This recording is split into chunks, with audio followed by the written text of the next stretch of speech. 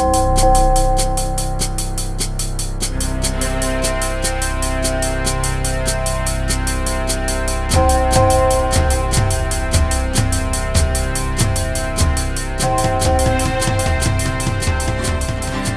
television, you know me.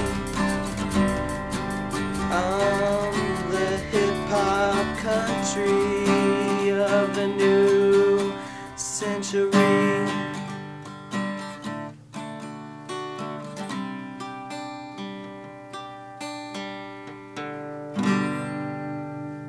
Hey, I'm Troy Robinson, and this is what I do. So.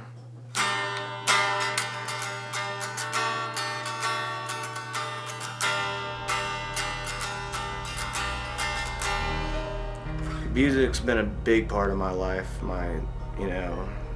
Getting out anger, love poems, all that goofy teenage stuff. Then, not playing guitar, hunting, fishing, the etceteras, mainly bachelor stuff. I moved out, I think, the day of 18. Yeah, as soon as I could get out, I moved into my friend's house against his mother's will.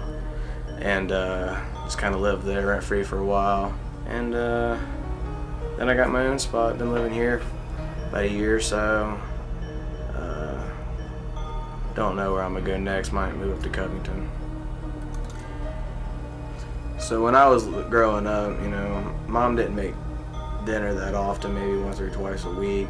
I normally fed myself macaroni and cheese, Rallies, McDonald's. That's how I got healthy. And or Husky, however you want to say it.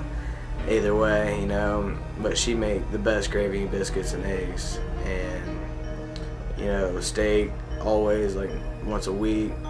That was the pleasure of the week.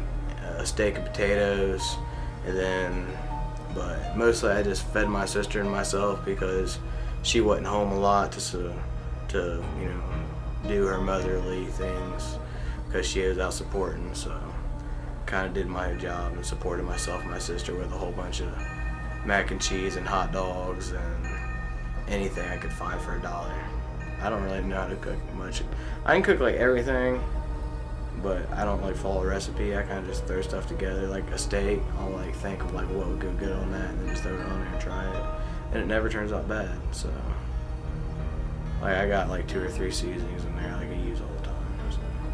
First few months out of the house, definitely didn't cook much at all. Mostly McDonald's, and they don't have a Rallies around here, so Wendy's. And when I did cook inside, it's TV dinner almost every other night, macaroni and cheese. You're gonna see all the chicken, burgers, just anything that can be fixed in 10 minutes because I don't have an hour and a half to 3 hours to cook, so I need something done in less than an hour. You know what I'm saying? The first time I made macaroni and cheese, because that's my favorite stuff, as you can tell, I didn't drain out the water. So I mixed everything together with the water still in. I was like, why is this so watery? But I still ate it, it was disgusting. Cooking 3 pounds of bacon at once and the house catching fire before I knew that water on grease was bad. Thank God there was a fire extinguisher on hand, and that only takes about 3 months to clean up. So that was the first thing I ever made, though. Food shopping is normally probably 2 weeks, every 2 week thing. Go and buy a couple steaks, a couple packs of chicken, about 15 TV dinners, and about 2 or 3 things of macaroni and cheese. And that'll last me a couple weeks. But every morning, I work as soon as I get up in the morning, so I normally hit McDonald's before I go, which is super healthy, And when I come home, generally I don't even eat dinner. Sometimes I'll just sit on the chair and pass out because I work so hard. My dietary habit is not very well, I can say that. I'm basically looking to learn how to make meals that don't take forever but still are good for you and healthy. And I want to learn about new spices. I like just about every kind of different food, Chinese to Mexican, but I don't know how to make it. So maybe if we could come up with like some good tortillas and Mexican style, Chinese style, you know, I know how to cook wings and burgers and all that stuff, but I'm kind of looking to orient some things and get into that. I know Nick's the person for that. Boy, I know I have my work cut out for me tomorrow. It's gonna be a long day. This family really needs me. I better get some rest.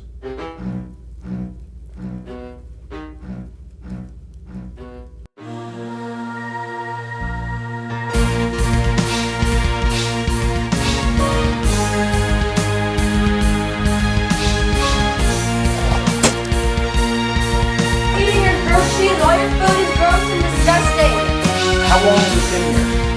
Okay, so this is going on display in a museum. This is petrified. Middle of January, what are we eating? I mean, is it in the pantry or?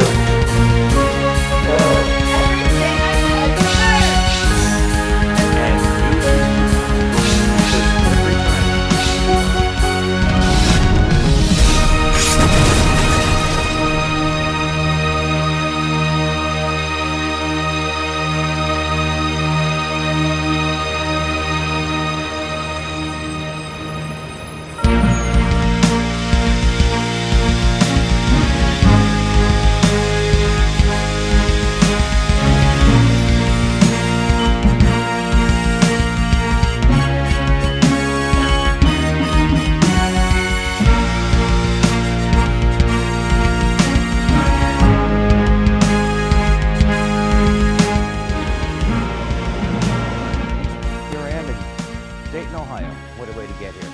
This episode brings me to visit a bachelor, young bachelor, fresh out of the nest. He lives on his own and he needs some help cooking food that he actually likes. Chinese and Mexican are what he requested. However, a big bag of frozen stuff, and I know his refrigerator needs a lot of work with some old ingredients in there. On top of that, the counter space in the kitchen consists of a washer and a dryer. So I know we got our work cut out for us. Here we go.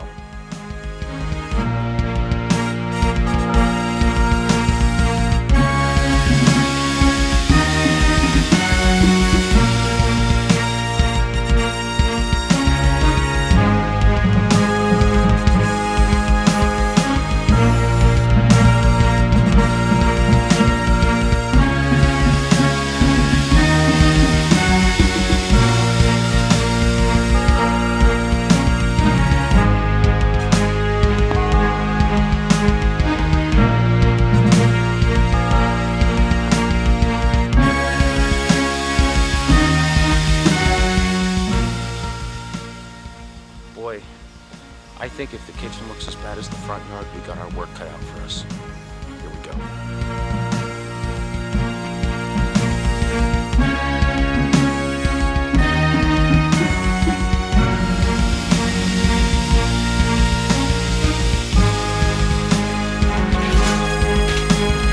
My God, that girl is knocking gas off me. Can you believe this guy? Yes, I'm here, and we have. Oh my God! Look at this mess. This wasn't me.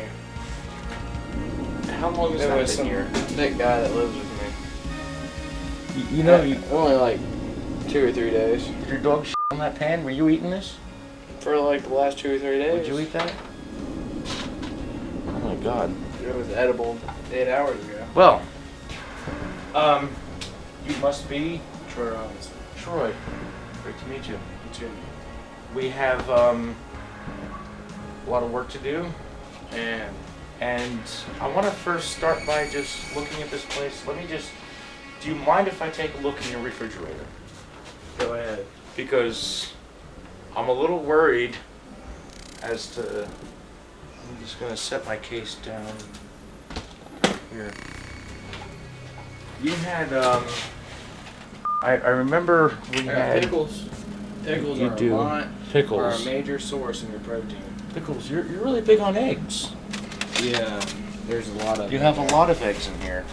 They get bought, but they don't get made. They don't. I don't know how to make a very good omelet. Where were these eggs from? The KAR. October 23rd. October 23rd on the end of these is I think the that's like expiration date. 2012. I would say it's 2012. So they've been in here since I moved in. I don't make This one, I guarantee you, I could take one of these out. These things are probably like petrified dinosaurs. They're still good. I don't think so. Yeah, I'm pretty sure. That's not any good. If I would have whipped it up with some cheese, No, maybe. I should tell you, my friend, I'll take one out of yours. These are not any good. Trust me, give me that egg. It doesn't even break. It doesn't even break. Look. These eggs are petrified. They don't even crack. So, what are they, baby chickens? These things are beyond, I mean, these are just... Do they still make good omelet? I think we need to start someplace where we actually, first we clean off your refrigerator, but second of all, start getting rid of breaking my perfectly good eggs. that. You gotta be kidding me. You don't eat this, do you? Not obviously. I mean, they just smell like But they make a good omelet. Great. I'm gonna show you how to make an omelet. I've seen what you like to make. This stuff, I wouldn't even Have feed you to seen the dog. chicken? I wouldn't even feed to the dog. Oh, what? It's supposed to stand up on its own? It just lays down and dies. That's what all fucking eggs do. They're cold. They're No. supposed to grow legs and walk away. Dude,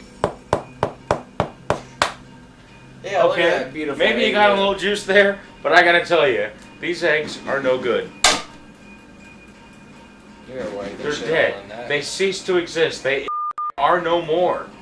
I don't believe it. You're gonna kill yourself eating these things. You know, when you fry it up to 200 degrees, who cares? There could be salmonella in those and you wouldn't even know it. You're telling me don't get me started on a something frying pan. with frying butter in it isn't going to kill Don't some get me started on a disease. frying pan. You barely have a frying pan to work with, my friend. Yeah, but when I wash it, it gets used. You do not. Oh, I watched your little interview that you gave our producer, and you're interested in cooking Mexican, Chinese, and you need quick meals that are ready to make. But you need quick meals that are easy to make because you have a very busy work schedule, right? Very. 60 hours a week. 60 hours a week. So how much time do you have when you get home from work to actually prepare a meal? Probably half hour. Half hour? So we need to make meals that are simple, easy to cook, and maybe stuff you can actually make on your only day off, on Sunday. So you can kind of have stuff, ingredients and stuff ready to put in your food, whatever you want to make it. So we're going to start getting stuff prepped for a whole week. So you can take Sunday when you're doing your laundry, cleaning up, and you can make a pot roast on a Sunday. That's enough to split up and spread out through the rest of the week. Budgeting doesn't seem to be your issue. It seems like you have the money for ingredients. You just need to know what ingredients to get and how to use them. So what I do have is a way to actually organize stuff in this little booklet on what you're going to make each day of the week. Oh, yeah. And on the back, by category, is a shopping list. And you can copy this as you need it. The shopping list is going to help break down everything you need for a week, so you're not overstocking on food, because I know your refrigerator has a lot of stuff in it, and it seems like you forgot what you had. I mean, your eggs are months old, beyond expiration. I mean, they're almost a year old. So we're going to get you planning your meals, and I noticed that food storage and safety is a big issue in there. We're going to get the refrigerator cleaned out, get your countertop scrubbed down so you can cook. And we may be using some space from the top of your dryer, because that's part of your kitchen, to expand your counter space. That's my counter space. That is your counter space. So you have a job to do inside. You need to get that kitchen cleaned up, because you can't put food in there and expect someone not to get sick eating it. So dishes need to be done. We're going to get rid of the old food. While you're scrubbing down the kitchen, I'm going to go do some food shopping. We'll meet back here. You got to clean. Yeah. We'll meet back here in about an hour. Alright. Alright. See you later, man. Scrub it down. I'm going to go shopping. It'll be cleaner and clean.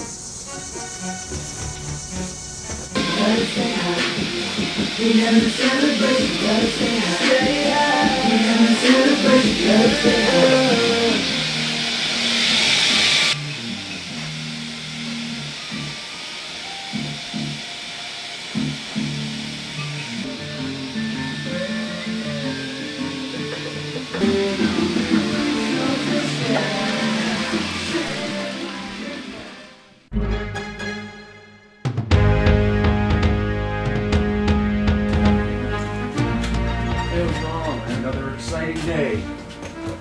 We're here for day 2. We're doing more food shopping.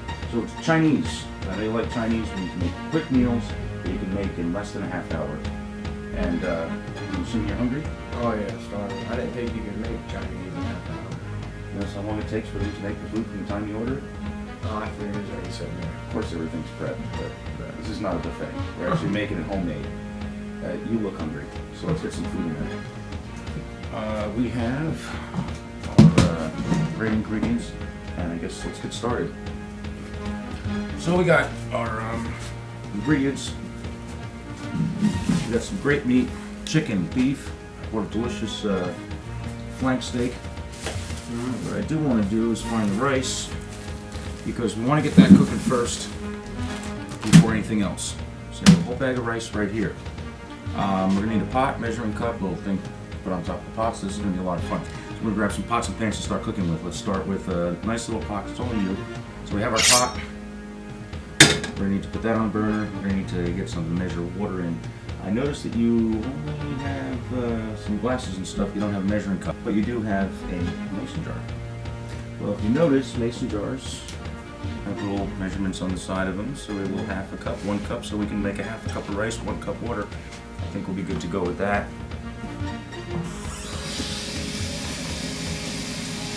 I'd always recommend using cold water because you don't want warm water or whatever's in your hot water heater seeping into your food. A little too much. That works. So we have in your mason jar 1 cup water, and we're going to need a half a cup of rice. Okay, I'm just put that on the back burner here, get some heat up. I'm going to get that water going first, and up nice and high. In the meantime, we'll dry this out so the rice doesn't stick to the bottom. You actually get a full half cup of rice. And with the half cup,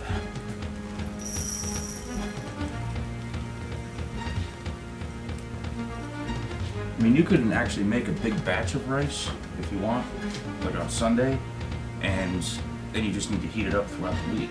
You make like 2 cups of rice, 4 cups of water, and just use it throughout the week as needed.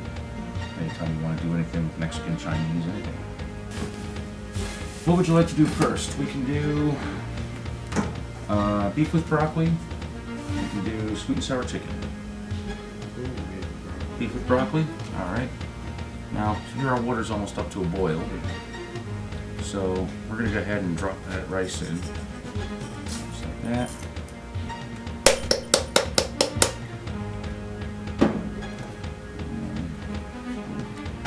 Shake to even it out. Cover it up. Bring our heat all the way down to like low. Just want that to simmer. Our beef with broccoli. So we're going to need some soy sauce. The key to the beef with broccoli is oyster sauce. That's what they put in it. Yep, there's no oysters in oyster sauce though. And that's that brown sauce that they put with the broccoli and all that. And the rice. And the rice, yes. Grab then maybe 2 cloves of garlic. What we'll do is we'll come over to our cutting board. Just take your clove, put it down on your cutting board, put your knife right over top like that. Just give it a bang. And everything on the outside just falls right off. Now if you were to sit here and try to peel a thing of garlic, you'd probably be here all night trying to do it.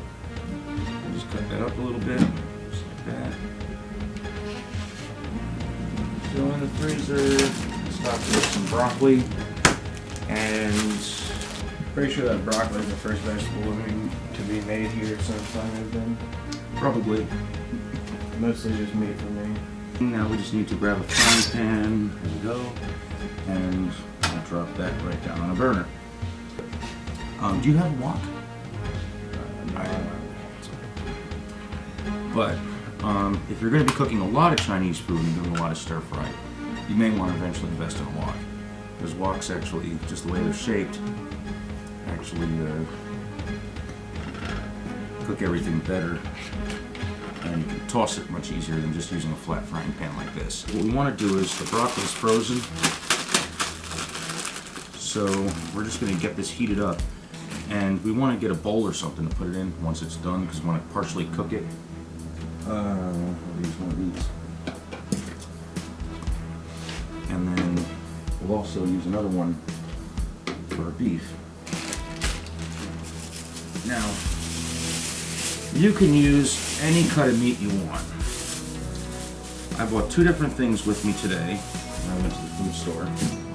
This is a flank steak. Flank, $10 will go a long way for one person. Flank steak's very versatile. It's very tender. If you cook it fast, you can also marinate it. You can slice it. You can use it like a minute steak. You can butterfly it, make beef rolls. You can do a lot with it. Flank steak is my go-to cut of meat when I do a lot of stir-frying Chinese food. For Hunan beef, beef with broccoli. Is it good for like fajitas and tacos? You can use it for the fajitas and the tacos as well, yes. So, well, fajitas, tacos are more ground beef. But what we'll do is we'll just take a little bit, we'll get it up here on our cutting board, and I just like to make thin little cuts like that on it. It actually cooks a lot faster and it stays more tender. And there we have it. It's like some fine sliced meat there. There it is. You bet it is. So we're going to take our beef, now that we sliced that up, we're going to drop it in our bowl, and we're going to add this a couple different ways. You can do a little vinegar with soy sauce, a little cornstarch if you want, or what's called velvet it.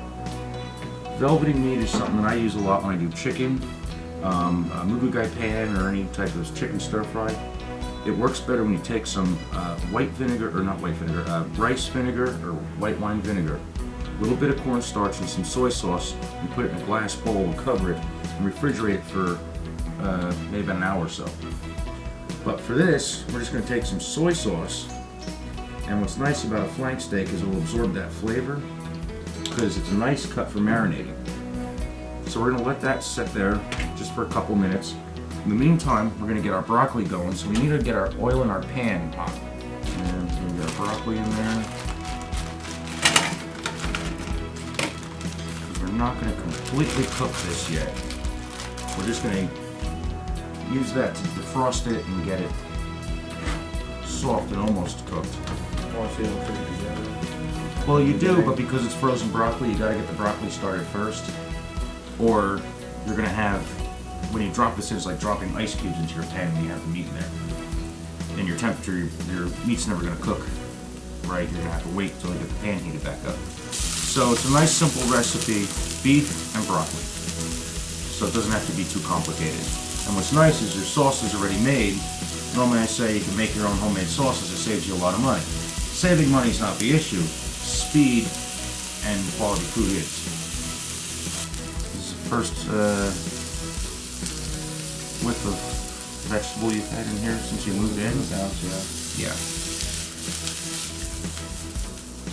There we go. Let's get that out of there. So now our oil's already sizzling. That's ready to go right in. Break that up.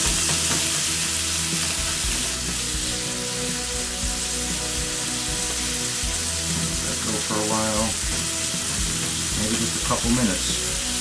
Doesn't need much. You're not doing a whole thick steak, so typically for medium rare on a steak, about that thick, about 5 minutes aside is that. This is going to cook very quick. And so far our time on this is 10 minutes. From the time you took all the ingredients out and started making it happen. More than halfway done. And you're almost all the way done. We're going to reintroduce our broccoli. Our broccoli is still cold, but it's a lot softer. It's not frozen anymore. So we can add it to here. And it's going to finish cooking with the beef. So we're going to drop that in there. You don't want to drop the garlic in too soon because you're going to end up with burnt garlic, and that's not going to taste good. So if the broccoli is like warm, it's pretty much cooked. If it's fresh frozen, if it's fresh and not frozen, you don't need to do that first step. You can just take your fresh broccoli, drop it right in when your beef is halfway done, and it'll heat through, because you also got a lot of steam from the pan. And you smell that garlic, you're gonna taste that with it. And when you do Chinese food, there's always like this holy trinity of Chinese spice that's always used. It's always your garlic, your ginger, and soy sauce. It seems to be everything. So, I mean, at this point, just between the soy sauce, the beef, and the broccoli, it's probably good enough to eat right now. But what really gives it a nice flavor is the oyster sauce. It just tastes so good. Never had any oyster sauce before. You have, you just don't realize it. I'm gonna go ahead and put some in now. Just a little bit. So even though you added all these flavors, you're not using like regular salt and pepper? Nope. No need to use salt when you're doing this, because the oyster sauce is salty and so is the soy sauce. So you don't want to put more salt in there or your heart's just going to explode.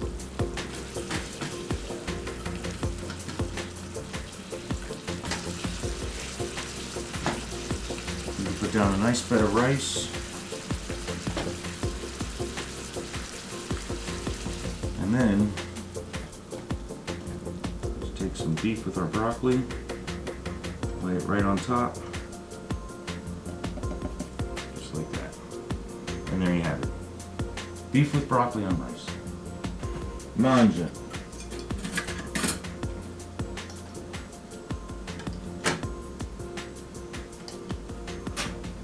Careful, it's hot. Tastes Chinese to me. Were you raised in China? You would think. I'm Italian. Good, very good.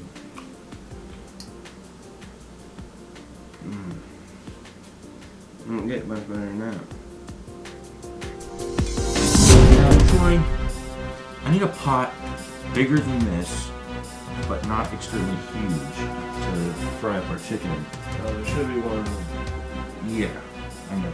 Now, apparently these are all your clean pots and pans. Yeah. How do you get in there to get a pot out? Or have you never gotten a pot out of there before? All I do is either wait for someone to come over, or I'm really desperate, I'll squeeze my bigness in there. Well, that's a lot of bigness to squeeze in. I don't even know if I can get it out.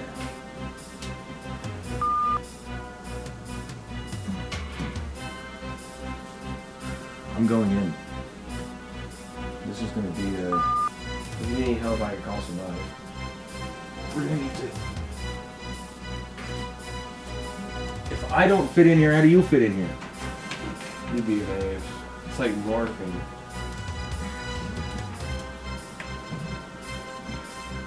Oh my God, this is like a safari. While you're down there, why don't you organize it? Organize it? I can barely move. I can't even breathe down here.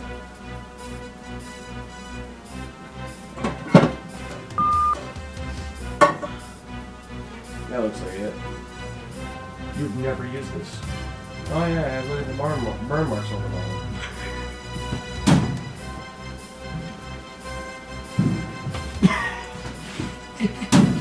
Get me out of here. There's no room. Okay.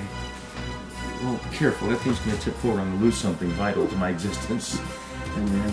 I may lose my on that. Let's wash the dust off of this thing and we'll use this to do our chicken in. Go for it. So, a nice clean pan, nice big burner, a little bit of oil. Actually, we're going to go for a lot bit of oil. So we need to submerge the chicken. Sweet and sour chicken is just fried chicken. We have some beautiful chicken breast here. Fresh from our local food store. You know what the chicken's name was? Bob. Oh, Bob the chicken. Bob.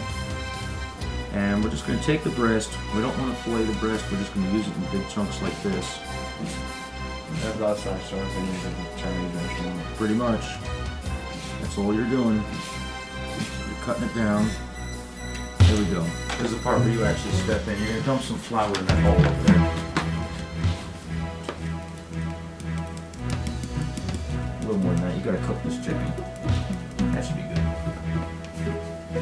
What we want to do is just take that chicken, drop it right in the flour, just like that. Once again, coat it. no salt, no Nope. pepper, Nope. not even some Lowry's.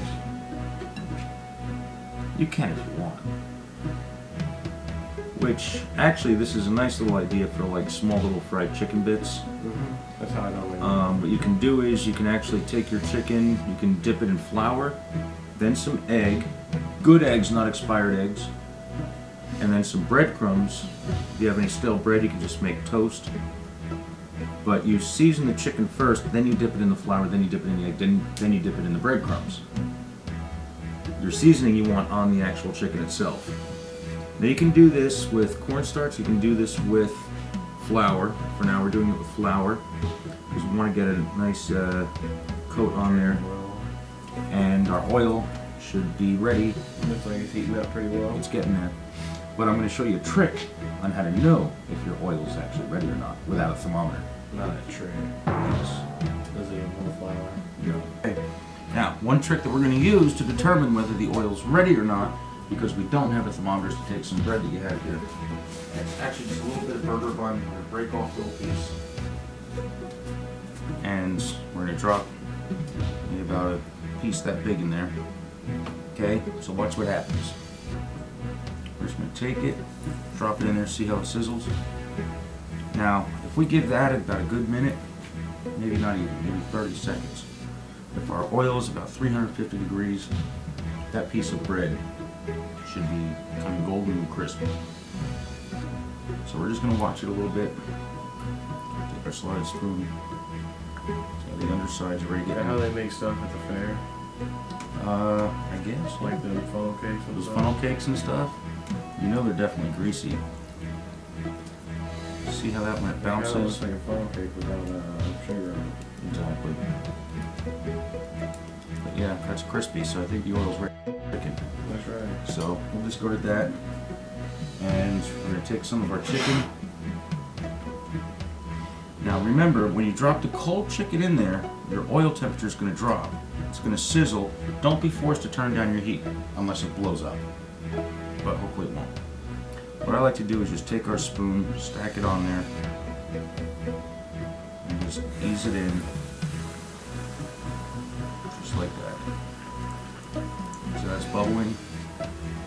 Right now, just adding that chicken alone is going to make the temperature of the oil drop at least maybe 50 degrees. We'll wash our hands off and we'll get back to our chicken. So how long do you normally let it cook in there? Well, you let it stay in there until it's done, really. I thought the general rule was like till it starts floating. Until it starts floating is a good way to tell. Typically that's when most of the moisture is removed, so by the time it starts floating it may be overcooked.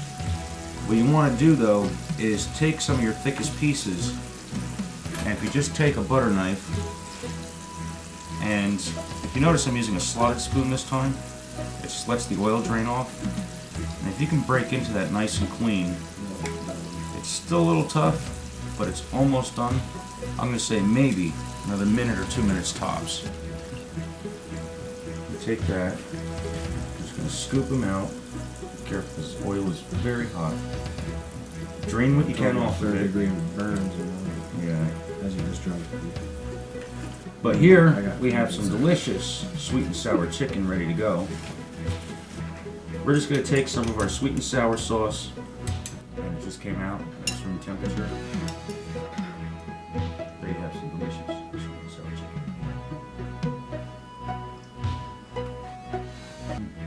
What? Yum!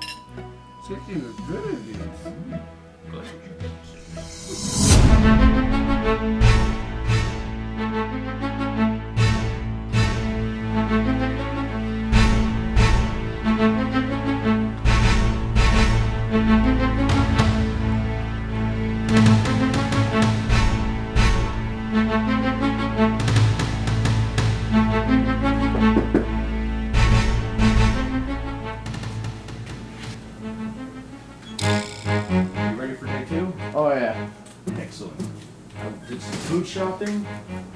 Oh yeah, what'd you bring? And we have all kinds of goodies.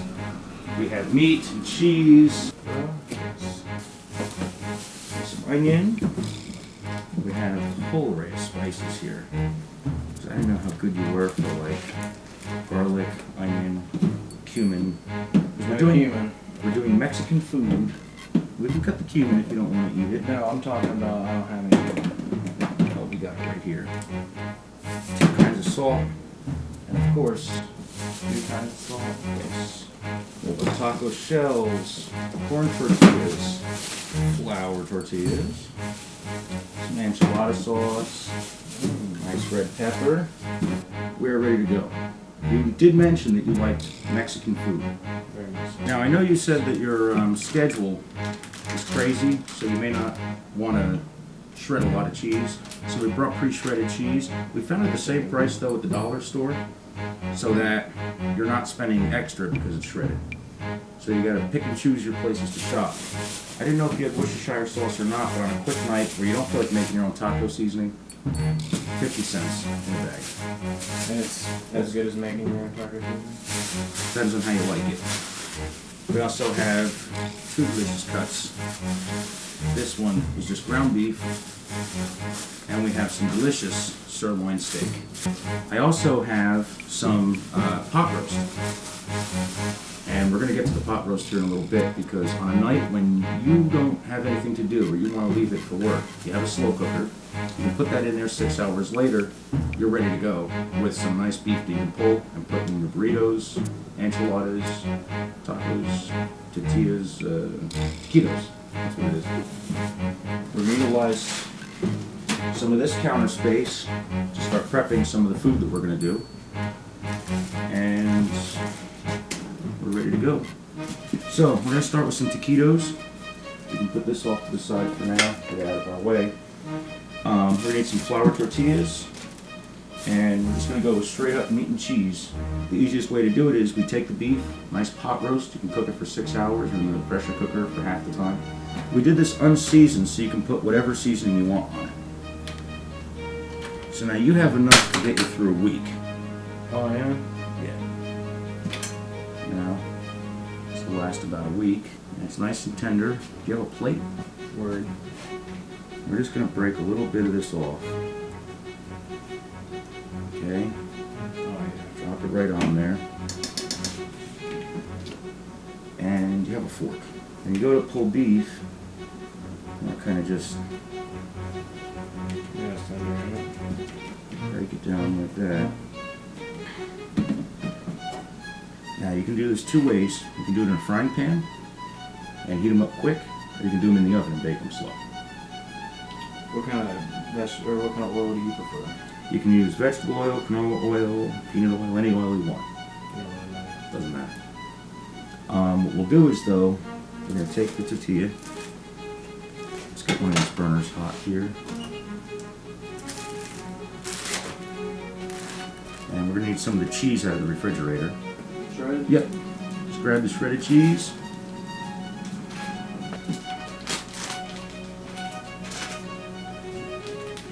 Now remember, we made this without any seasoning because you don't know what you're going to use it for. You just wanted to cook up the big batch so you can get it to, so you can use it throughout the week. So what we're going to do, we're going to pile the meat on here. Season the meat. Some chili powder. You said you like cumin or you don't like cumin? I'm not real sure, so what is that? Okay. A little bit of onion powder. Some garlic powder. Garlic powder. And you can make a blend of these seasonings however you'd like. Some paprika. Okay. If you A lot want, of seasoning. add a little hot sauce on there. Sweet.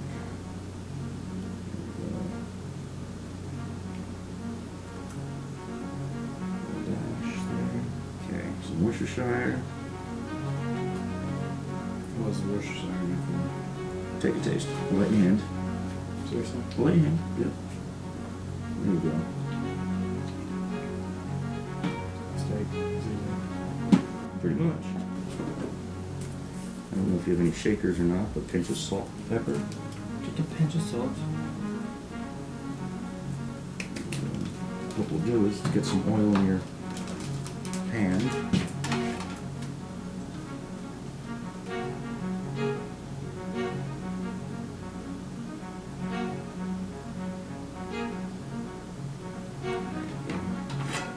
Drop it on the heat. We'll drop some cheese. Drop it like it's hot. Drop it like it's hot. Drop it like it's hot. There we go. We're gonna go ahead. First thing we gotta do is tuck the bottom and the top. And start rolling this thing up. Oh, that's beautiful. We're gonna get that now into our hot pan. Okay, we're gonna carefully put it in, rolling it away from us. Just like that. Put it seam side down first. Let's see what. That'll get it to seal up a little easier. Why is moving the oil around there? Well, you want the whole taquito to be in the oil. See how your stove is sending all the oil out one way? What we'll do is we'll let this burner cool before we do our next thing, and we'll move it to another burner and see if that'll help it at all. Okay. Keep it turned. A little turn. Oh.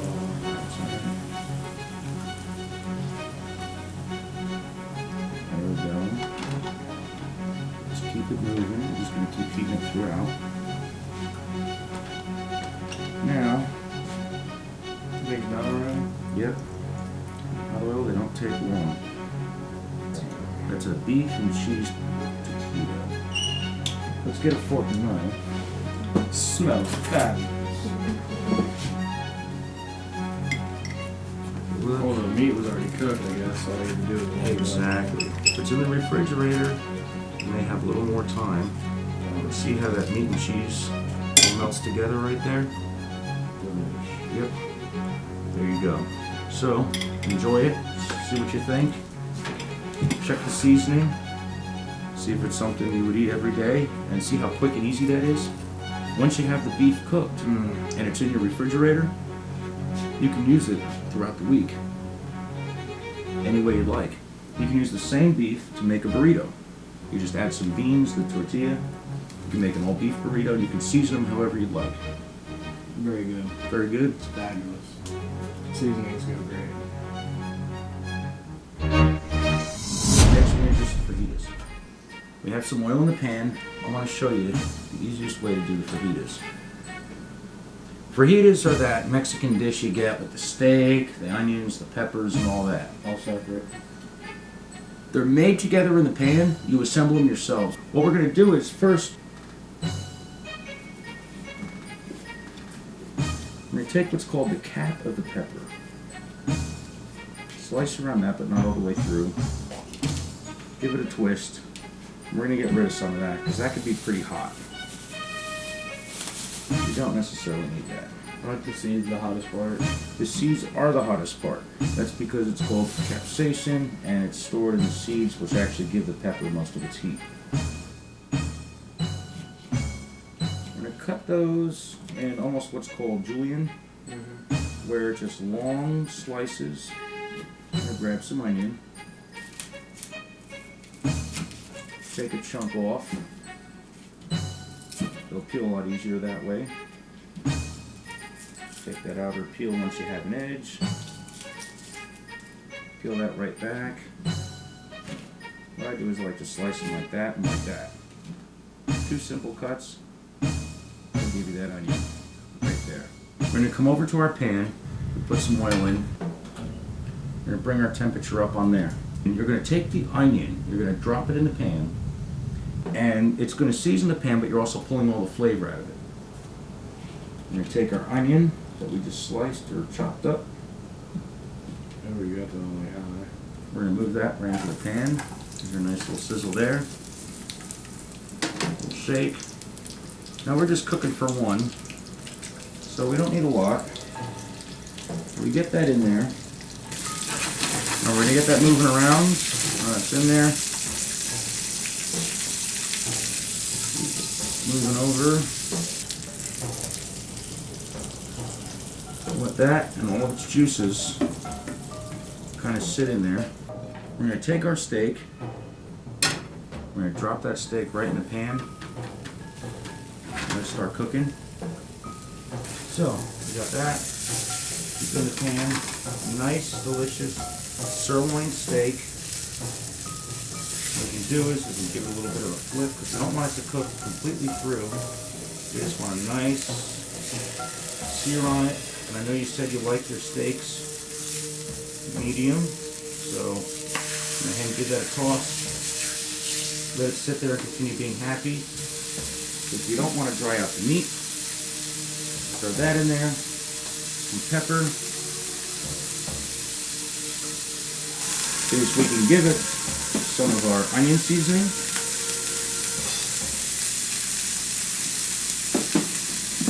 Maybe a little garlic since you like garlic.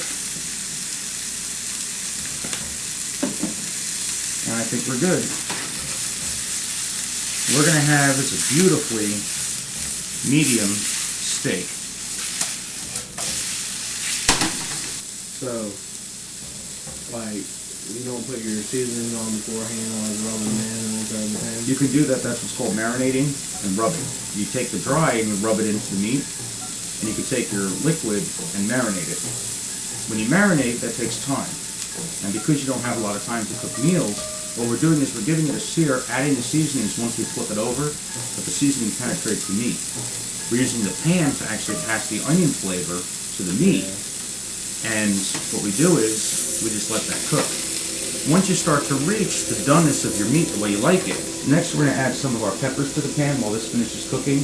This is going to bring that heat into the dish. Just going to take our peppers, just drop them around the side, and we'll mix those up as we go along. And that's a great way of doing it. What you may want to do is get in with the spatula or the tongs and kind of keep your peppers moving. Or if you don't want them to keep going on the same side. I think the tongs may be a little easier. Just take the peppers, flip them over, because you don't have a lot there. Oh, wow. We're building a statue. But we still got to see how that meat's cooking. So give it a poke with your finger. What do you think? I'm almost feeling medium rare. You're almost feeling medium rare? I'm going to say you're about medium on that. We grab the meat thermometer and find out. I don't think it works very well. Needs to get above 150 for that thing to be medium. What 150? But if you're saying that your meat thermometer may not work right, I'm pretty much going to believe you. Because that thing, in about 2 minutes, is going to be close to medium. And you smell that pepper that's coming out of this pan? It's going to use that authentic Mexican taste. It will. One big thing is your steak is done. We're going to let that rest a little bit on our cutting board before we slice it, because you want all those juices to soak back into the steak. We'll get our onions back in there, let them crispen up a little bit. We're going to get our tortillas.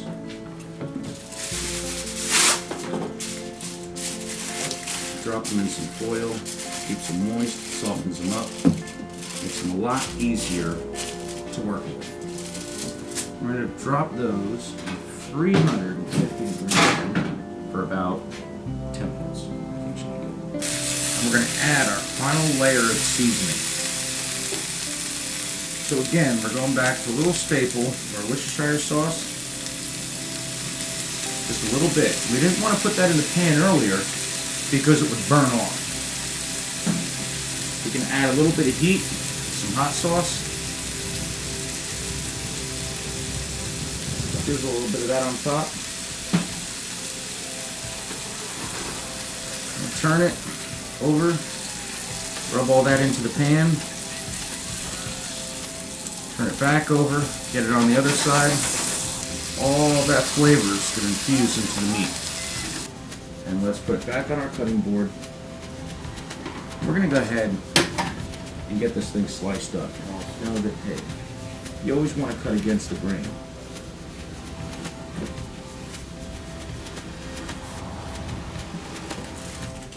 And what you have is a nice, soft, Almost golden brown. see those? Oh, yeah. See how flexible those are? Now, let's get a plate. Plate right here. And best way to have a fajita, I'm going to take some of the meat, lay it down. So go ahead, you build it the way you want it. There we go. Okay. When we roll it, it's almost like 3/4 of the taquito fold. Instead of folding both sides, we just fold the outsides and the bottom, and we roll it. And that's it. Perfectly made fajita right there.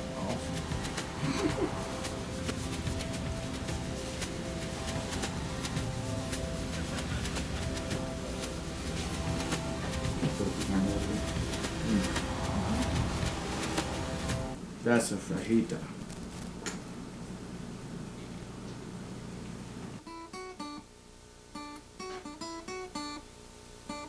You know, I have my little drum in here, right?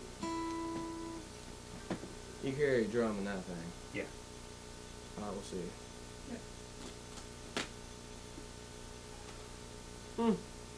It's a nice drum. Isn't that nice? Isn't that real? Yep.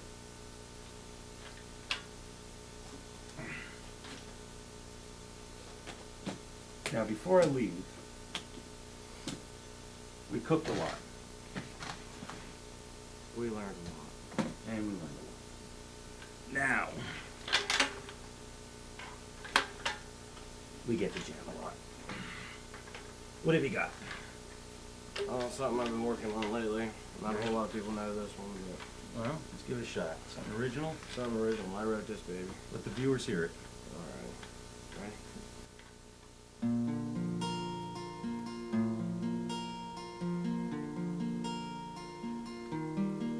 Oh yeah.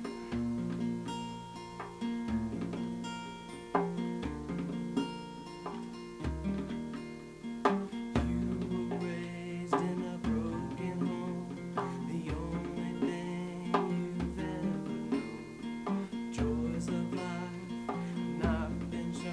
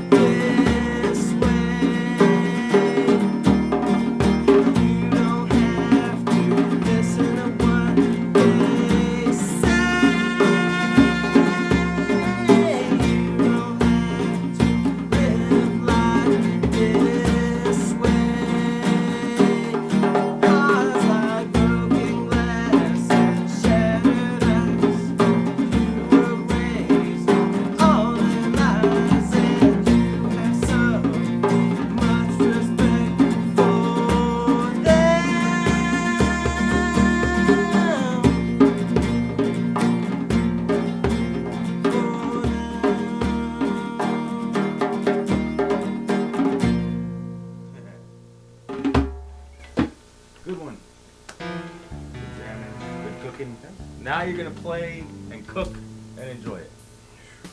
So, I hope you enjoyed our time together. I definitely enjoyed it this time. Glass and a half. It was. And a glass. So, You gotta lean. I really leave. You're free to cook.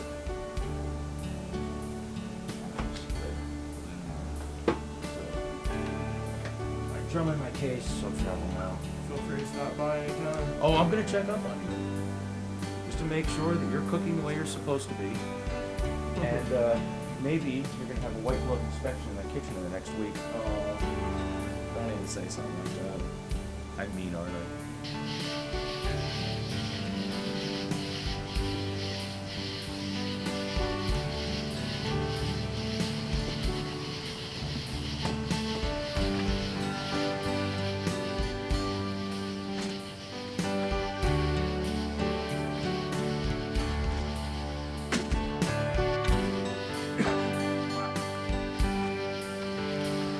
So that was a lot of fun, definitely very productive, and I know that he's going to implement almost everything we showed him.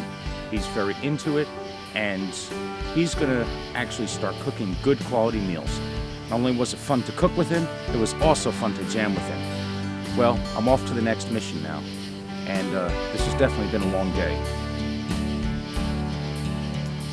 Let's hit the road. If you or someone you know would like to be on Home Cooking Overhaul, please visit nickpiercefood.com. On the next episode of Home Cooking Overhaul, Nick is off to the Front Street building, which is home to some of the most creative folks in Dayton.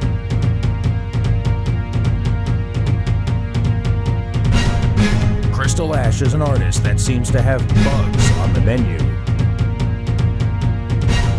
Her artwork is great, but she needs Nick's genius to put together creative, quick, and easy meals that can be made on a hot plate. Long shelf life and minimum storage are key for this one. Can Nick bring about culinary beauty to this artist, or will the critics shut it down? Find out on the next episode of Home Cooking Overhaul.